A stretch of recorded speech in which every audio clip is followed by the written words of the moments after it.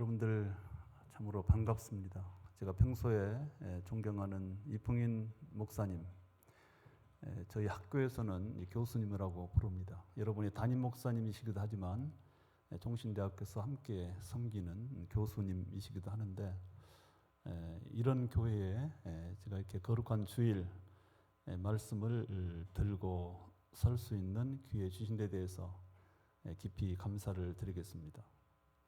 또 특별히 오늘은 우리 종신대학교를 여러분들 교회에서 생각하고 또 마음을 모으는 그런 시간으로 함께 이렇게 예배를 드리게 돼서 더더욱 고맙다는 말씀을 드리고 싶습니다.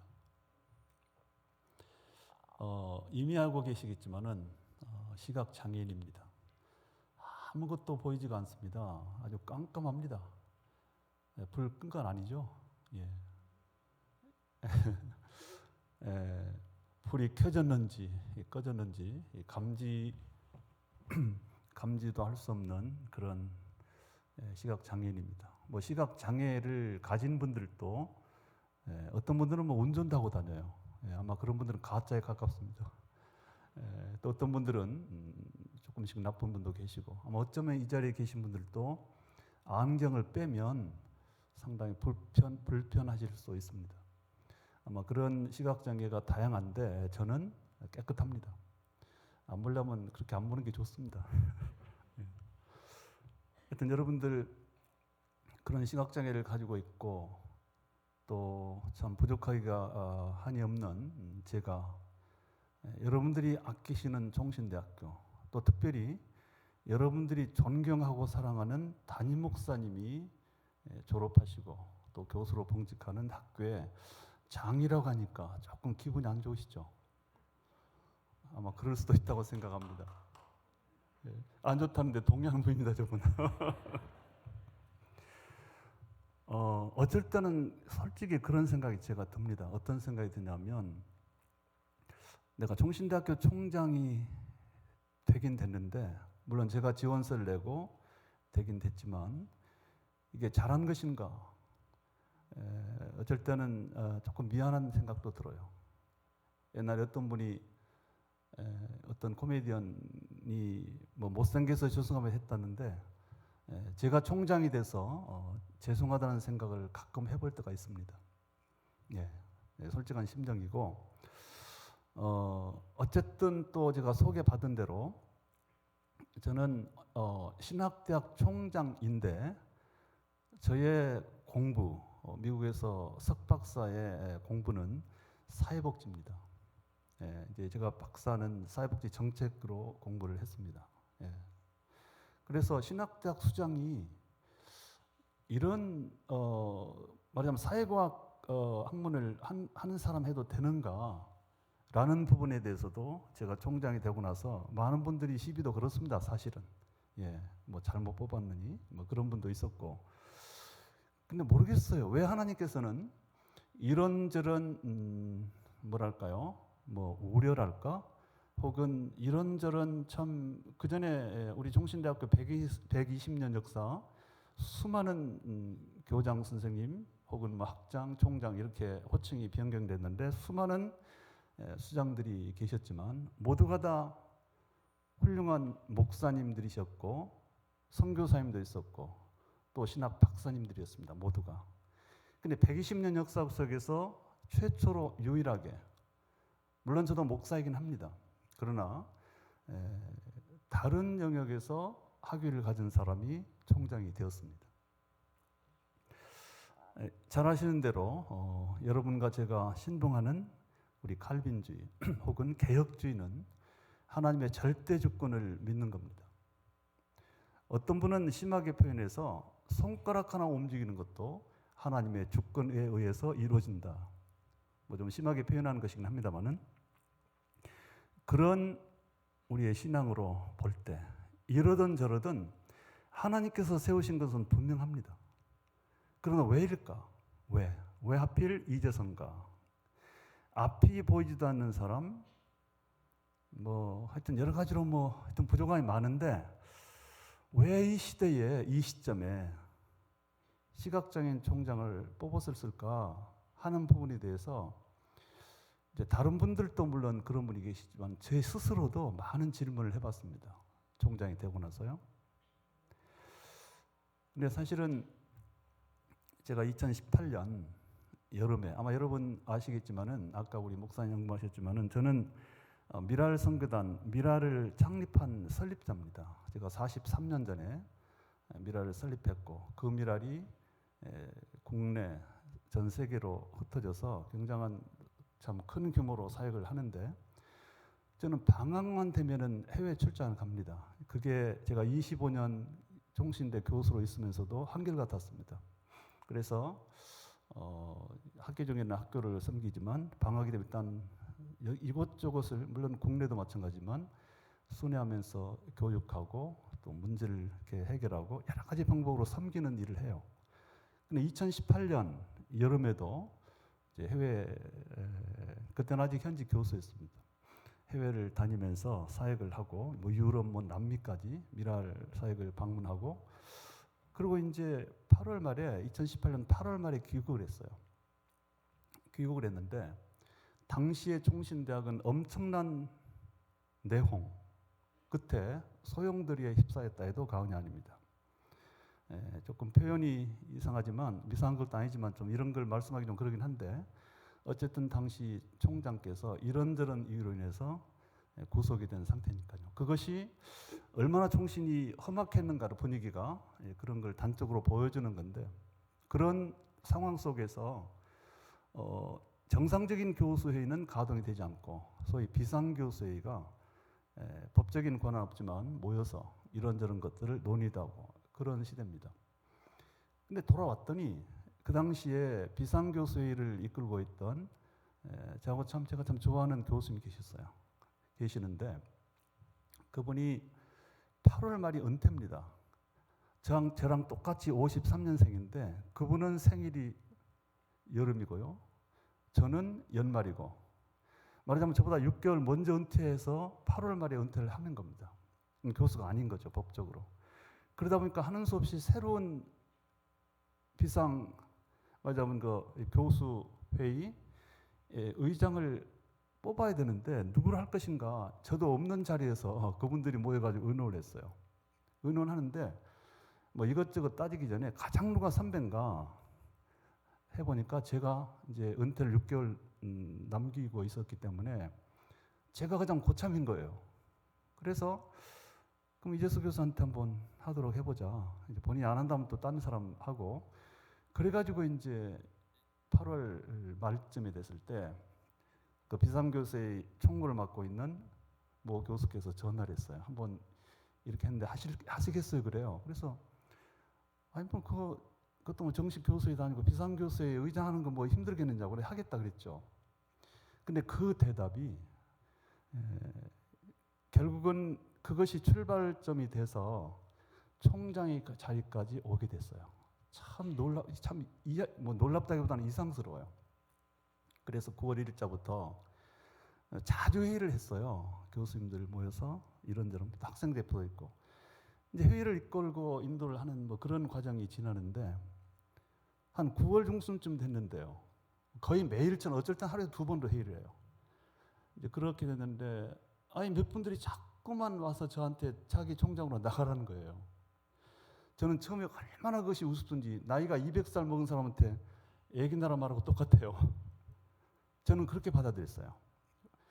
아니 나한테 총장에 나가라는 것이 여러분들은 저를 총장 나가라고 처음에 말씀할 그래서 용기라기보다는 그런 마음이 들까요? 근데 그분들이 그러는 거예요. 근데 처음에는 너무나 이상스러웠습니다. 참 이상하다. 그것도 이제 여러 사람이 그래요. 한꺼번에 온 것이 아니라 하나씩 와가지고 그랬었어요. 그래서 이제 그렇게 자꾸만 얘기를 바람을 넣는다고 할까? 자꾸 얘기를 하니까 스스로 이제 질문을 했어요. 나는 왜 못하는데? 제가 이 미랄 선교단이라고 하는 장애인 선교단체를 설립해서 뭐 미국, 유럽, 국내는 물론이고 이렇게 다니면서 늘 교육할 때 제가 장애인들을 만났을 때는 제가 하나의 지론 강조하는 어떤 하나의 멘트가 있어요. 여러분 어떤 경우라도 스스로 못한다고 하지 마시오. 왜 여러분이 못합니까? 잘할 수 있습니다. 그걸 제가 늘 가르쳐온 사람이 수십 년을, 한 40년을 그 말을 해왔는데 왜 나는 이거를 못한다고 할까라고 하는 생각이 자꾸 드는 거예요. 그래서 일단 한번 지원이라도 해보자 이렇게 생각을 해가지고 은퇴가 2월이니까요. 3개월 앞두고 그 12월에 2018년 12월 달에 그냥 지원서를 냈어요.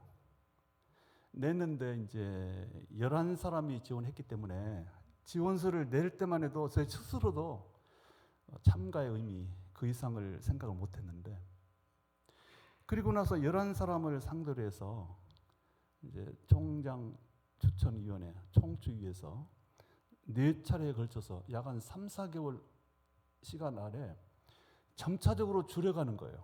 처음에는 7사람, 두 번째는 3사람, 세 번째는 2사람, 마지막으로 1사람을 뽑는데, 첫 번째 7명 속에 들었을 때도 야, 참 운이 좋구나 이런 정도를 생각했는데, 어쨌든 간에 계속적으로 그 4차례의 이 줄여가는 과정 속에서 제가 4번 다 1등을 했어요. 제가 이 2명 남았을 때는 정말 이러다 되는 거 아닌가? 50%의 가능성이 남은 거죠. 그렇게 했는데 마침내 제가 됐어요. 그래서 우선은 좀 과장을 하면 정말 그 소식을 들은 모든 사람이 놀라고 신기하게 생각했습니다. 어찌 이런 일이? 아마 거의 그 정도 수준이라고 생각을 해요. 왜냐하면 이것이 얼마나 희귀한 일이면 전 세계적으로 없는 일이었고요. 아마 앞으로도 쉽지 않을 것 같아요. 왜냐하면 그 절묘하게 이 시간도 맞아야 되는데, 앞으로도 이렇게 아무것도 불빛도 감지가 안 되는 시각 장애인이 대학을 책임지는 수장이 된다고 하는 것이 그렇게 아마 거의 어렵지 않을까 생각이 드는데, 근데 제가 그렇게 된 겁니다. 그래서 처음에는 제 스스로도 놀래고 참 신기하기도 하고요. 물론 놀래기도 하고 신기스럽기도 하고 그리고 기쁘기도 했습니다, 사실은. 그러나 조금 시간이 이제 되면서 며칠 되니까 좋은 것도 좋은 것이지만은 이제는 걱정이 막 저를 엄습합니다. 도대체 내가 어떻게 할까? 그리고 산적해 있는 문제들, 특별히 수년간 내용을 겪었기 때문에 내부적으로도 갈등이 참여한 대립구도가 몇 갈래로 나눠져 있고요, 구성원들이. 외부적으로도 그렇고 재정적으로도 파탄이 거의 나 있고, 그 다음에 뭐 하여튼 뭐 정상적인 건 거의 없는 그런 상황을 내가 어떻게 이 두려움에 빠지기도 했습니다. 저는 제 평생에 제가 미랄선교단을 처음에 젊은 날 27살 청년 시절에 미랄선교단을 창립하고는 어떻게 창립은 했는데 그것도 걱정이 되는 거예요. 내가 어떻게 할까 했을 때, 그때 제가 붙들었던 말씀은 제 명함에, 그래도 단장이니까 그 명함을 만들어야 되잖아요. 명함 뒤쪽에다가 써놓은 문구가 있어요. 나는 할 수 있다는 스스로의 체면을 걸기 위해서라도 내게 능력 주시는 자 안에서 내가 할 수 있다. 나는 모든 걸 할 수 있다고 하는 그 성경 구절을 이제 거기다가 기록을 했었는데, 그리고 나서 하여튼 그 힘을 얻고 열심을 다해서 사역을 했는데, 그리고 나서 제가 그 다음으로 상당히 정말 힘들고 어려울 때 붙들었던 말씀이 사실은 잠언 3장 6절이거든요. 범사의 그를 인정하라. 그리하면 내 길을 지도해 주신다. 이걸 언제 특별히 그 말씀을 붙들었냐면, 제가 미국 유학 갈 때요. 앞도 보이지 않는 시각장애인, 돈도 진짜 한 푼도 없었어요. 앞으로 생길 가능성도 아무것도 없어요. 여러분, 그 유학을 갈 때, 그래도 유학을 가면 당시에 80년도, 제가 84년도에 갔는데 그때만 해도 미국 유학을 가면 정말 주변이 놀래고요, 축복하고 축하하고 너무나 희귀했던 일들이에요. 그리고 미국 유학이 특별히 비자를 안 줬을 때거든요. 그러니까 간다는 것만 확정되면 이런저런 도움의 손길도 있어요. 그러나 시각장애에 있던 저에게는 좀 내가 솔직한 그 고백이랄까, 거의 거들떠보지 않았어요, 아무도. 예. 근데 다른 뭐 소위 인류대학을 나와서 유수한 대학으로 유학을 가면 뭐 다니는 교회에서도 교회 당회장 목사님, 장로님 혹은 뭐 이렇게 친지들이 힘을 모아줘요. 이렇게 저렇게요. 사실은요. 왜냐하면 그 당시 유학을 떠나면 돌아오면 거의 보장이 돼요. 교수 자리든 뭐든 간에. 이제 그럴 때예요.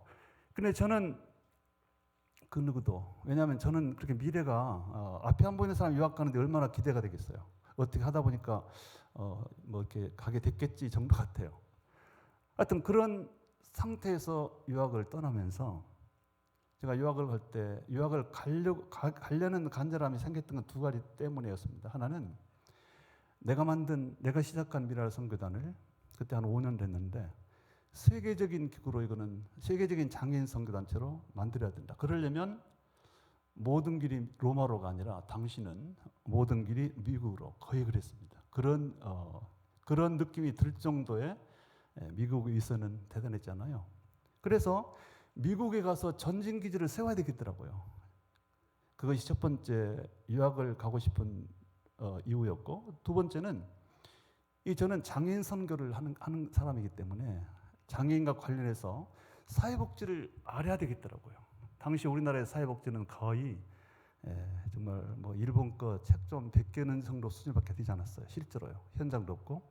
그래서 사회복지에서 가장 발달되어 있는 미국에 가서 배우자. 미랄운동의 세계적인 세계화, 그 다음에 사회복지 공부, 이 두 가지 꿈이 제 소원이었어요. 이 소원을 도무지 억누를 수가 없었습니다. 조건은 안 됐지만, 그래서 미국으로 떠날 때 얼마나 두렵고 떠는지 몰라요. 정말 될까? 혼자 지팡이 짚고 갑니다. 물론 결혼했지만 같이 갈 수 있는 형편이 아니었습니다. 그랬을 때 제가 붙든 말씀이 범사에 어떤 경우라도 하나님만 의지하고 하나님을 앞세워라. 그러면 반드시 그가 너를 이끌어 주시고 갈 길을 떼어 주신다. 이 말씀이 잠언 3장 6절에서요. 사실은 우리 성도들이 크리스찬들이 대단히 맹목적이고 소위 표현이 이상합니다만 똥배짱이 있는 이유가 뭔지 아세요? 믿는 구석이 있어요. 도무지 보통 사람들은 동의할 수도 없고 논리적으로나 과학적으로 설명이 안 되는 그런 배짱들. 저도 그랬어요. 바로 그것은 성경 말씀이었습니다. 그래서 믿는 사람들이 그런 어떤 도전 정신이 훨씬 큰 것이 아닐까. 저도 그랬습니다. 그래서 내가 나를 이끌어 주시는 하나님이 내가 그분을 앞서면 이끌어 주신다는 약속이 여기에 들어있는데, 그래서 그 말씀을 붙들고 미국 유학을 떠났고, 제가 10년 있는 동안에 정말 그 말씀 그대로 공부도 마쳤고요. 그리고 미랄 세계운동 미국 여러 지역에 직접 10년 동안 다니면서 조직하고 세우고 공부를 끝냈을 무렵에는 연방정부에 미랄이라고 하는 이름으로 등록을 시킬 정도. 이렇게 이제 학위도 받았고, 이렇게 두 가지 꿈을 다 이루어 주셨어요. 이제 저는 총장 되고 나서 암담하고 힘들다는 생각이 들었을 때 그렇게 나를 이끌어 주셨던 하나님 여전히 계시지 않는가? 그래서 다시금 범사의 그를 인정하자. 학교 어려운 경영을 하면서 하나님을 믿는 믿음으로 나를 그동안 인도했던 그 하나님은 변함없이 내 옆에 계신다. 그래서 그 말씀을 붙들고 다시금 없는 용기, 있는 용기를 짜내서 총신의 경영을 시작하게 되었습니다. 그래서 어느덧 3년이 되었습니다. 그럭저럭 최선을 다했습니다. 이제 여러 가지 참 제가 제일 힘든 것은 뭐냐면 그렇게 힘들어요. 정말 이 총장이라는 자리가 그렇게 많은 분들이 탐내하고 시기하고 또 밀어버리고 싶고 그런 마음을 주는 자리인지를 되고서야 알았습니다.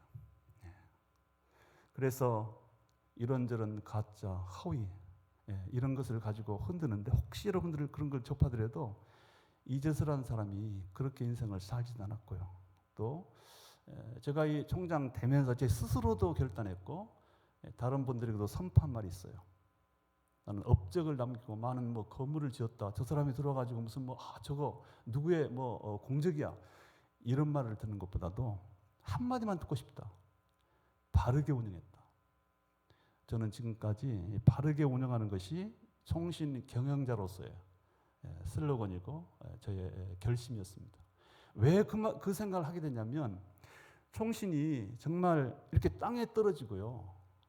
그다음에 너무나 참 자존심 상하게도 우리 여러분 속해 있는 이 교단이 얼마나 엄청난 교단인지 아십니까? 교회가 12,000개나 되고요. 성도를 300만, 혹은 세계에서 가장 큰 교단, 역사가 120년 됐어요. 학교가요. 그런데 그런 학교가 갑자기 거의 무너지고 부도난 거나 마찬가지예요. 그건 부도난 거죠. 왜냐하면 오죽하면 스스로의 자정 능력을 얻고 저 사람들은 학교를 총신대를 스스로는 못 세운다, 회복이 안 된다는 판단을 정부가 해가지고요. 소위 관선이사, 임시사를 파송됐기 때문에 그 정도면 다죠. 근데 제 나름대로 25년 동안 총신대 교수를 하면서 왜 이렇게 됐는지에 대한 제 나름대로의 판단은 이거는 바르게 하지 못한 것이 이유였다. 그렇게 생각했습니다. 너무 정치적이었고 옳고 그름에 의해서 학교를 운영했다기보다는 정책인 의도나 목적이 개입됐기 때문에 이렇게 됐다고 하는 그것이 저의 나름대로의 판단이었습니다. 그래서 그렇게 해서 무너진 학교를 회복하는 방법은 바르게 하는 것이다. 그것이 제 결심이었습니다. 지금까지 그렇게 하고 있습니다. 하려고 노력하는 것이 아니라 실제로 그렇게 해오고 있습니다. 그러나 그럼에도 불구하고 이렇게 저렇게 흔들고 비틀고 공격하는 분들이 많아요. 근데 그거는 단연코 여기 지금 우리 제가 참 좋아하는 목사님도 이풍희 목사님 계시지만 혹시라도 우리 성도님들 그런 말이 들려와도 혹시 그게 정말 알고 싶으면 저한테 직접 확인하시면 돼요. 아니면 학교의 구성원들에게. 어쨌든 그래 이제 제가 총장이 돼서 이렇게 하고 있는데 저는 이런 생각을 해봤습니다. 왜 하필 모든 것을 절대 주권으로 한 손에 쥐고 경영하시는 하나님께서 이 시점에 이 시대에 앞이 전혀 보이지 않는 이재서라는 사람, 누군가의 손을 붙들고 가지 않으면 5m 가기도 힘든, 누군가가 말해주지 않으면 앞에 무슨 일이 벌어지는지도 감지를 못하는 그런 장애인에게 맡겼을까? 저는 솔직한 말씀은 이건 인정합니다. 저 혼자는 못 살아요. 혼자는 저를 혼자 어디 섬에 살아고 하면 절대로 못 삽니다. 아마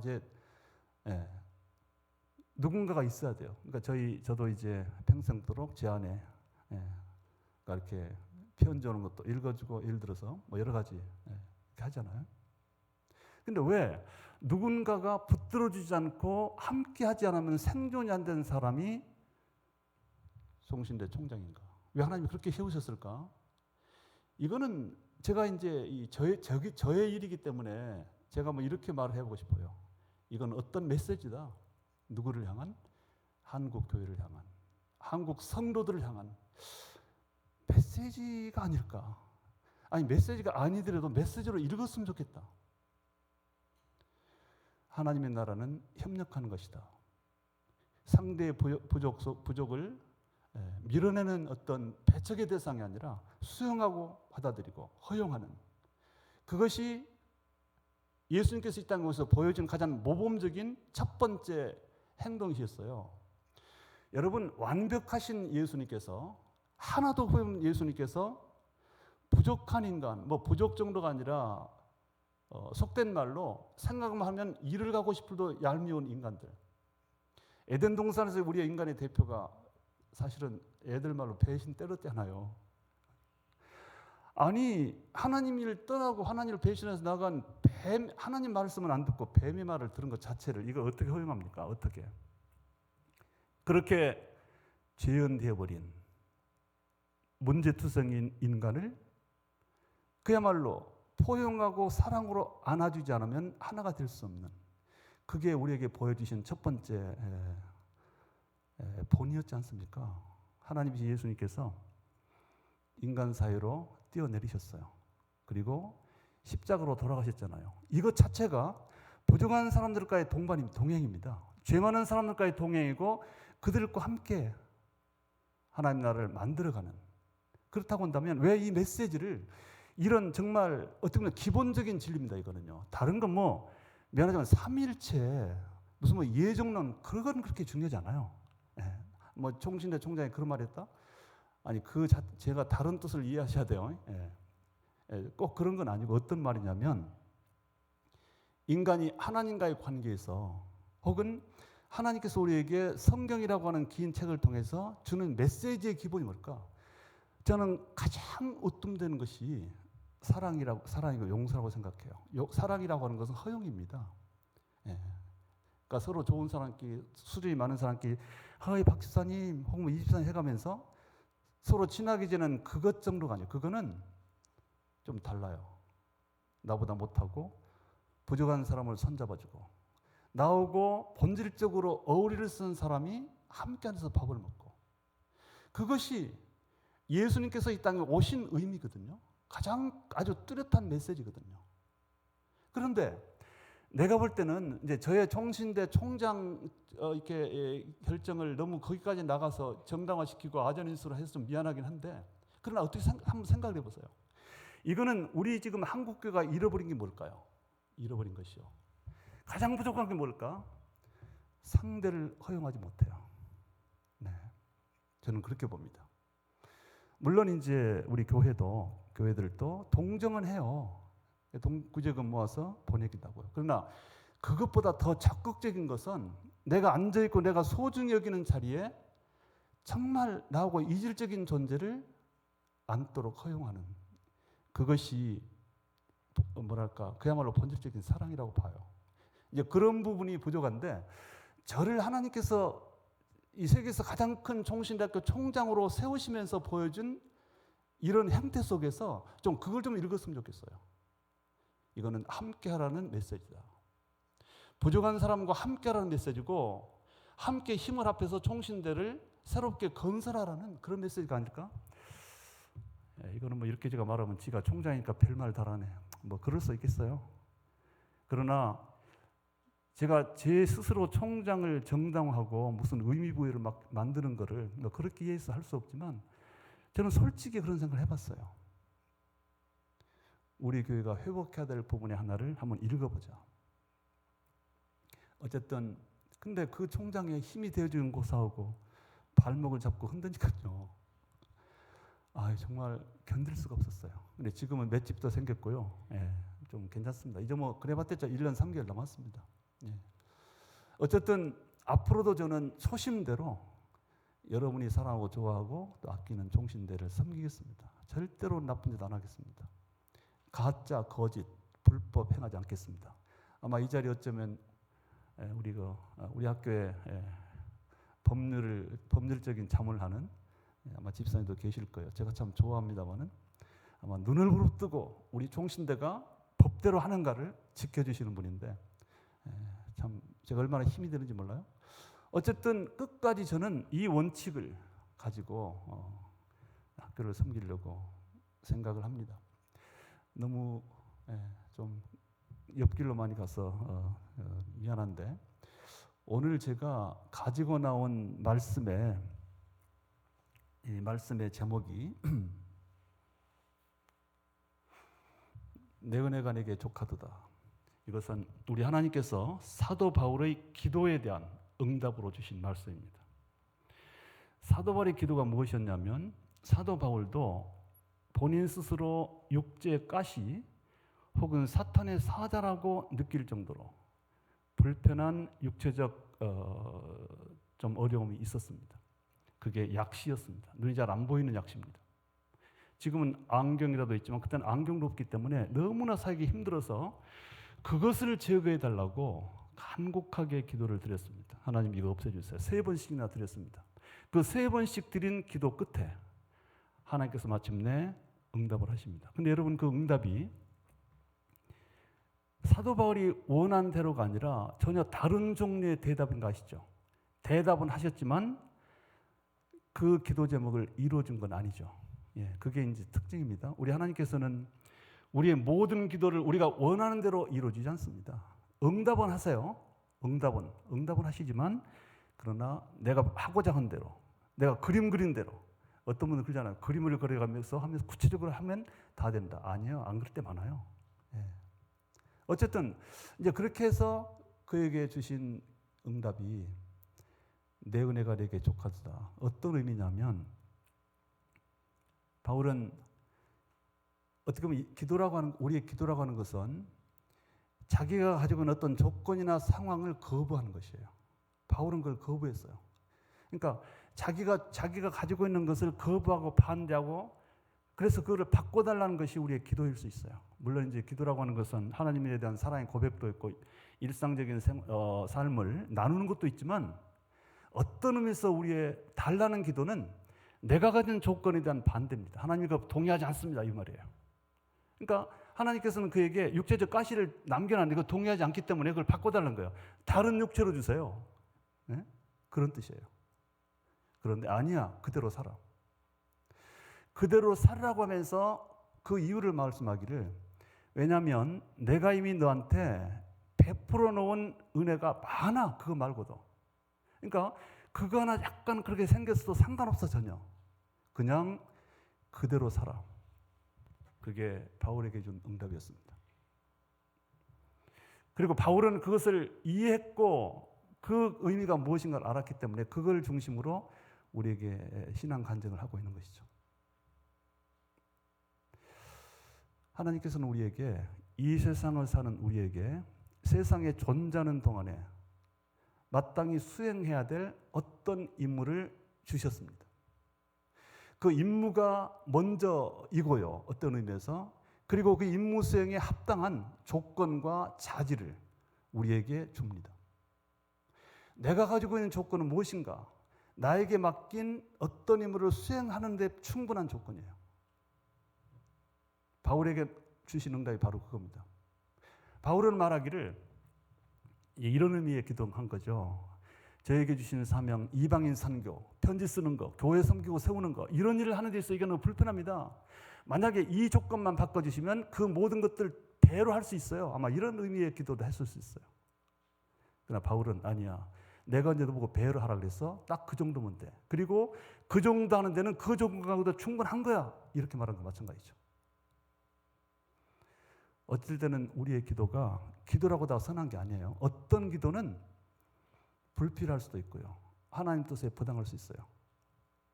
그래서 우리의 기도가 냉철하게 수정돼야 돼요. 그리고 우리 하나님의 응답은 이제 물론 원하는 내용대로 들어주시기도 해요. 분명히 하거든요. 그걸 제가 반대하지 않습니다. 부정하지 않습니다.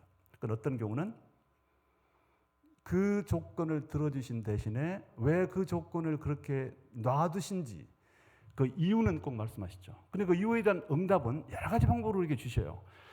어느 날 주일 교회에 갔더니 목사님의 메시지를 들었을 때 그것과 연관되어서 이해할 수 있는 그런 말씀으로 들을 수도 있고요. 그 응답이죠. 어느 날 성경을 보다가 전혀 엉뚱한 데를 보다가 내가 지금 기도하고 있는 것에 대한 응답이 있을 수 있어요. 이런저런 형식으로 어쩔 때는 신문 보다가도 응답이 있을 수 있어요. 깨달음이요. 이해들이. 그러나 내 욕심이 과하다 보면 그 수많은 메시지와 사인들을 나의 귀로 못 들어요. 그게 둔한 거죠. 영적 감수성이 떨어지는 거죠.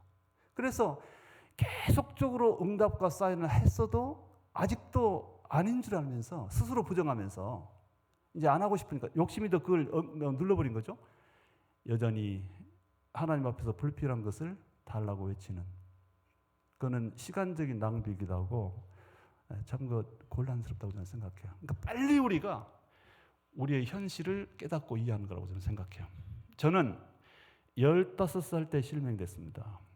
그리고 참 죽음의 세월을 7년을 지냈어요. 죽음의 세월이란 거 그렇지만 정말 절망과 좌절이 저를 지배했던 세월이 7년입니다. 그리고 7년째 되던 해에 예수님을 영접하고서 비로소 저는 실명을 현실로 받아들였고요. 그리고 내 앞에 새로운 세계가 있고 나에게 주어져 있는 이 조건이 비록 초라하고 다른 사람이 볼 때는 정말 누추하고 아무것도 아닌 것처럼 보일지 모르지만 이것은 하나님께서 내게 맡긴 일을 수행할 정도는 된다. 그걸 깨달았습니다. 그것이 뭘까 하고 저는 찾았습니다. 내 조건을 가지고도 할 수 있는 일이 뭘까? 기도하고 깨닫고 이렇게 노력하고 어떤 시행착오를 거친 이후에 최종적으로 받은 응답이 뭐냐? 제가 해야 될 일, 아마 이 일을 맡기시로 했구나라고 생각한 것이 장애인 선교입니다. 장애인 선교는 장애를 가지고 더 잘할 수 있습니다. 왜냐하면 더 절실하니까요. 경험이 있기 때문에 훨씬 더 뭐랄까요? 능수능란이라 할까? 아니면 훨씬 더 풍성하게 사람들을 설득할 수가 있어요. 해당된 장애인들을, 그 가족들을. 그래서 이 일이다. 제가 장애를 갖지 않았으면 왜 그런 걸 생각하겠어? 솔직히 말해서 여러분 좀 장애인 선교 합니까? 동기부여가 약간 안 되는. 저는 동기가 딱 그거예요. 그래서 1979년 10월 달에 물론 이제 그 전에 그 장애인 선교의 꿈을 이루기 위해서는 신학을 공부하자 해서 77년도에 종신대학교 입학을 했고 공부하려고. 그리고 그 대학교 3학년 때인 79년도에 한국미랄 선교단을 창립하고, 그리고 그거를 아까도 말했지만 5년 동안 완전한 어떤 궤도에 올리고 아까 두 가지 꿈을 안고 미국 여행을 간 거죠. 그리고 지금까지 물론 이제 교수 하니까 딴 길 간 까지 전혀 그렇지 않아요. 종신대 교수 25년 하면서도 결국은 장애인 선교나 이 사회적인 약자들을 어떻게 도울 것인가, 이런 부분에 대한 연구, 동기부여, 수많은 학생들과 제자들을 키워서 그런 쪽으로 진출시키는 그 작업을 하고 있는 거죠. 어쨌든 그래서 이제 저는 그 나에게 있는 조건 속에서 내가 할 수 있는 그것을 이제 장애인 선교로 깨닫고 이제 그 일에 매진을 했어요. 그랬더니 너무나 엉뚱하고 뜻밖에도 정말 덤으로 많은 것들을 얹어주셨어요. 그 덤으로 얹어주신 것이 미국 유학, 혹은 또 교수직, 그리고 이 학교를 은퇴를 3개월 앞두고 이렇게 또 총장의 자리까지 하나님께서 허락해 주셨어요. 그래서 어쨌든 제가 마지막으로 오늘 말씀을 마무리하고자 하는 멘트는, 우리 하나님께서는 이미 우리에게 주실 건 다 줬어요. 거의. 물론 이제 추가적으로도 계속 주세요. 그렇지만 어떤 의미에서 내가 가지고 있는 여러 가지 상황과 조건은 나에게 하나님께서 맡긴 일을 하기에는 충분하다. 그것이 굉장히 중요하다고, 그 깨달음이 중요하다고 생각을 해요. 그렇게 되면 할 일이 보인다. 저는 실명대원에서 아무리 둘러봐도 눈 감고 눈 안 보이고 할 일이 없더라고요. 근데 그거를 생각을 딱 바꾸고 깨닫고 나니까 할 일이 보여요. 뭐? 장애인 선교. 그렇게 된 거죠. 여러분, 우리 하나님께서는 선하신 분이고 넉넉한 분이어서 우리가 필요한 거 주십니다. 우리가 필요한 거, 내가 필요한 거. 이것을 깨닫는 것이 내가 자유롭게 사는 것이고, 또 뭐라고 해야 될까? 편안하게 사는 거예요. 아무쪼록 우리 개포동교회 성도 여러분들, 하나님의 큰 사랑 속에 살고 계신다는 이 사실을 인정하고 감사가 넘치는 여러분 모두 되시기를 축원합니다. 기도하겠습니다. 살아계신 아버지 하나님, 은혜를 감사합니다. 참으로 하나님 선하시고 참으로 하나님 사랑이 많으셔서 우리 이토록 아끼시고 채워주시고 넉넉하게 해주신 데 대해서 깊은 감사를 드립니다. 하나님, 우리 모두 승리자가 되게 해 주옵소서. 내 은혜가 내게 족하도다, 이 말씀을 중심으로 받고 믿는 우리 모두가 되게 해 주옵소서. 예수님의 이름으로 기도하옵나이다. 아멘.